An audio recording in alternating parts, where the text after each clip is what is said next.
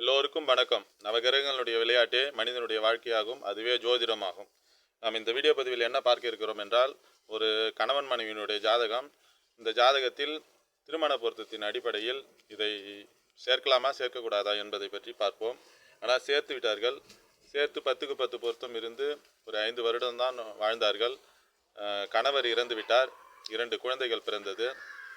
ஆனால் நட்சத்திரத்தின் அடிப்படையில் 10 பொருத்தத்தை சேர்த்து விட்டார்கள். அதனை பற்றி இந்த விளக்கத்தை இந்த வீடியோ பதிவில் பார்ப்போம். கணவன் மனைவி ஜாதகம், சேரக்கூடாத ஜாதகம், 10க்கு 10 பொருத்தம். பெண் திருவாதிரை நட்சத்திரம் 1ஆம் பாதம், ஆண் ரேவதி நட்சத்திரம் 3ஆம் பாதம். 2 நட்சத்திரத்துக்கும் 10க்கு 10 பொருத்தம் உண்டு. அனைத்து விதமான பொருத்தமும் இருக்கும். ஆனால் கட்ட பொருத்தங்கள் சரியில்லாத அமைப்பில் இருக்கிறது. இந்த பெண் 21/11/1994ஆம் ஆண்டு பிறந்துள்ளார். 12-15 மதிய டைமில் பிறந்துள்ளார். கடலூரில் பிறந்தால் இவர் பெண் ஜாதகம். இவருடைய நட்சத்திரம் திருவாதிரை நட்சத்திரமாகும்.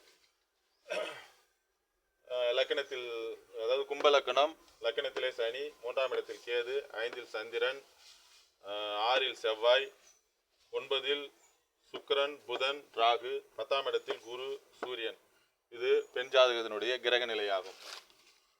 இந்த ஜாதகத்தில் லக்கணத்தில் உள்ள சனி 7ஆம் இடத்தை பார்க்கிறது. அப்ப 7ஆம் இடம் என்பது கணவன் ஸ்தானமாகும்.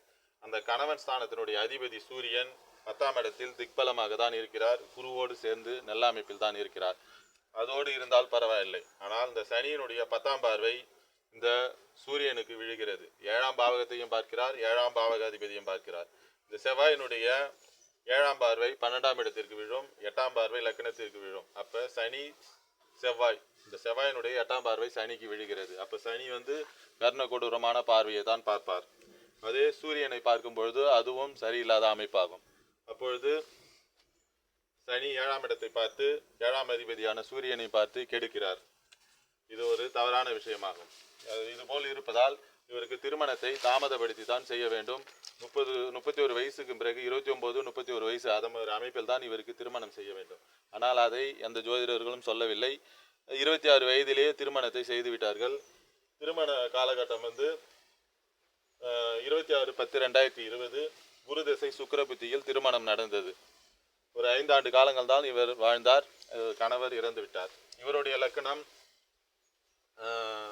மேஷ லக்கணம், 2ஆம் இடத்தில் சுக்கிரன், புதன், கேது, 7ஆம் இடத்தில் குரு, 8இல் ராகு, 11இல் சனி, 12ஆம் இடத்தில் செவ்வாயும் சந்திரனும். இவர் பிறந்த தேதி 8/5/1994 காலையில் 6:10 கடலூர். ஆண் ஜாதகம். இவருடைய நட்சத்திரம் ரேவதி நட்சத்திரமாகும். இவர் இவருடைய லக்கணம் மேஷ லக்கணம், இவருடைய லக்கணம் கும்ப லக்கணம். இதுவே பாதகமான லக்கணம் தான்.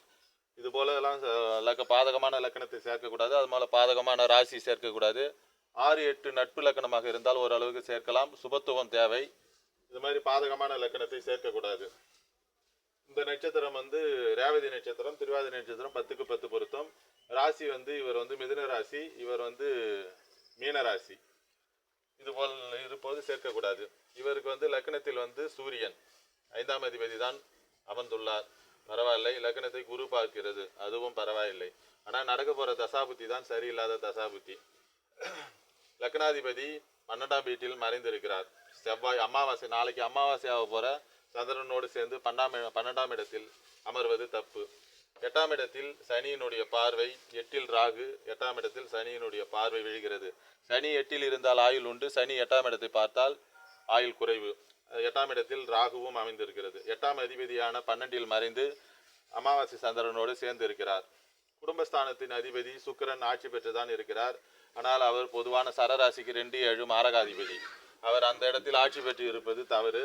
அவருக்கு நடப்பது சிறு வயதில் 7 வருஷம் 2 மாதம் 2 நாள் புதன் திசை. அதுக்கு பிறகு கேது திசை ஒரு 7 ஆண்டு காலம், சுக்கிர திசை ஒரு 20 ஆண்டு காலம். சுக்கிரன் மாரகாதிபதியாக செயல்படுவார்.